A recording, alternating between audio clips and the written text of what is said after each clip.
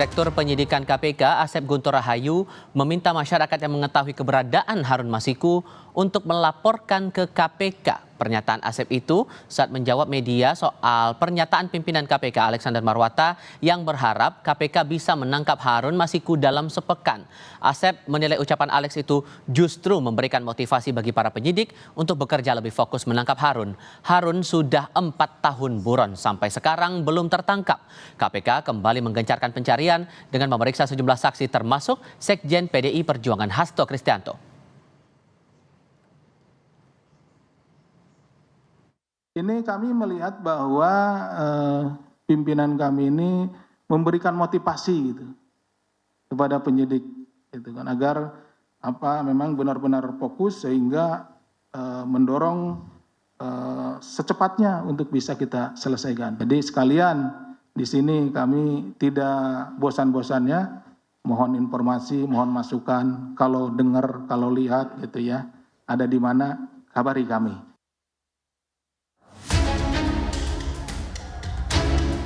Polemik pernyataan pimpinan KPK Alexander Marwata yang berharap KPK bisa menangkap Harun Masiku dalam seminggu justru dinilai sebagai tindakan yang kontraproduktif karena akan membuyarkan usaha penyidik menangkap Harun Masiku.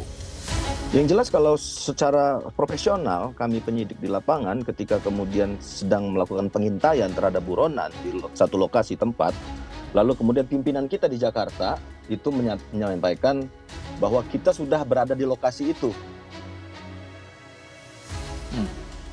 Yang pasti kita akan kehilangan TO-nya gitu loh, Mas. Praswat yang pernah menjadi penyidik kasus korupsi paket sembako bansos saat COVID-19 ini juga menganggap ucapan Marwata hanya harapan palsu bila tidak ada bukti penangkapan Masiku sesegera mungkin. Tidak lazim, optimisme itu bukan seperti itu, menumbuhkan optimisme itu harus dibuktikan dengan kenyataan. Kita berdebat itu harapan, itu 7 hari, itu 8 hari, 10 hari, 1 bulan. Tangkap sekarang juga, kalau mau ditetapkan tersangka tambahan, tetapkan tersangka tambahan sekarang juga. Kalau mau disita, digeledah, sita dan geledah sekarang juga. Sebelumnya, pimpinan KPK Alexander Marwata mengklarifikasi ucapannya yang berani berucap Masiku bisa ditangkap dalam sepekan. Semoga, ya kan semoga. Ya. Kalau saya bilang, ya kan harapan. Bukannya tahu posisinya di mana kalau Itu penyidik itu. Biar itu menjadi tugas penyidik untuk mencari, kan gitu. Kalau sebagai pimpinan semoga dalam 1 minggu atau secepatnya itu bisa ditangkap. Kini proses penanganan kasus Harun Masiku telah memasuki usia 4 tahun lebih di KPK. 2 pihak penerima suap, yakni mantan Komisioner KPU Wahyu Setiawan dan mantan anggota Bawaslu Agustiani Tio Fridelina bahkan sudah berstatus bebas bersyarat. Tim Liputan, Kompas TV.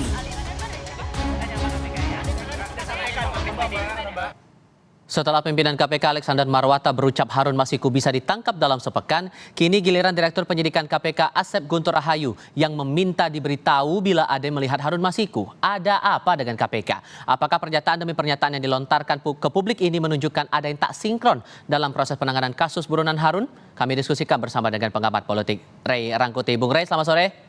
sore, Bung. 2 pernyataan ini Anda menangkapnya gimana? Ada apa dengan KPK? Ada politik di KPK. Apa tuh? Gimana gambarannya? Ya, karena proses-proses yang tengah terjadi ini besar kemungkinan karena dorongan politik ya. Untuk apa, dari siapa ke siapa? Iya, kita nggak tahu dari siapanya. Tapi untuk apanya ya mungkin untuk bagian dari strategi meredam mereka yang kritis terhadap pemerintah. Nah, apakah pemerintah yang sedang meminta atau mengorder agar kasus demi kasus ini diungkap, kita nggak tahu karena kita nggak punya bukti ke arah sana. Tetapi melihat gelagat yang terjadi hari ini, ya tentu susah juga untuk tidak mengaitkan antara ada hubungan politik dari peristiwa-peristiwa ini dengan murni proses bagian dari penegakan hukum. Apalagi misalnya ketika katakanlah misalnya dalam ini misalnya Pak Hasto diminta keterangan, tapi perlakuan kepada Pak Hasto itu seperti orang pesakitan gitu ya, diperlakukan seperti pesakitan, seperti orang yang bagian yang seperti bagian dari upaya untuk bargaining politik kah ini menurut Anda? Karena kan Harun juga statusnya sebagai kader PDIP juga. Nah iya itu yang saya sebut tadi kan. Kalau kita lihat gejala umumnya saat ini kan hampir semua orang yang bersikap kritis kepada pemerintah itu selalu mendapatkan masalah-masalah hukum.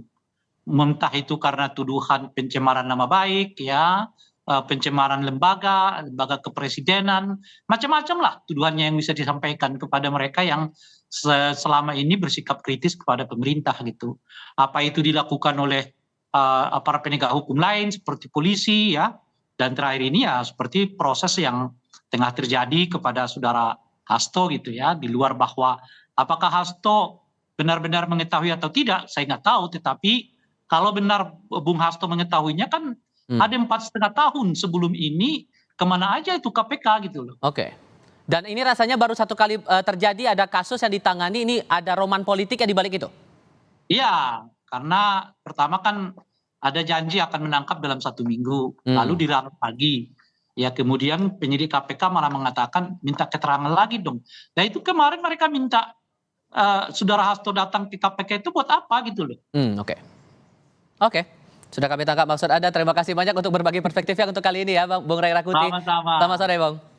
Yuk. Laporan berikutnya usai jeda jelang puncak haji.